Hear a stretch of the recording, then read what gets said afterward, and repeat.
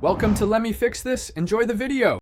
You begin by confirming prerequisites: application number, vehicle RC, and the mobile or ID linked to Parivahan. Once ready, open Parivahan and log in. Make sure to use the registered mobile for OTP when prompted. After sign in, go straight to My Applications or Service Requests to locate the specific application you want to cancel.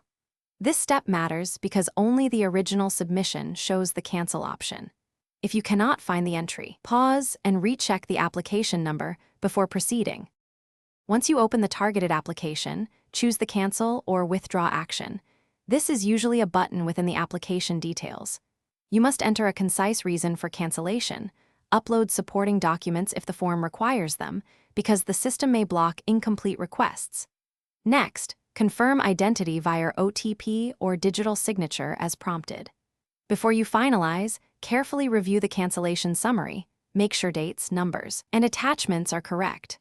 Once submitted, the portal typically processes the request and sends a confirmation message.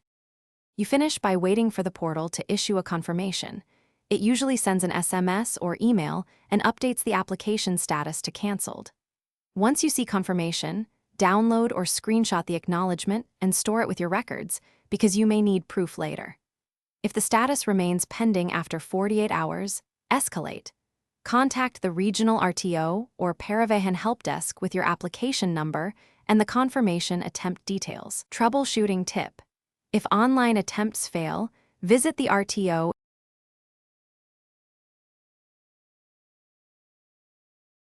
Thanks for watching. If you found this helpful, don't forget to like and subscribe.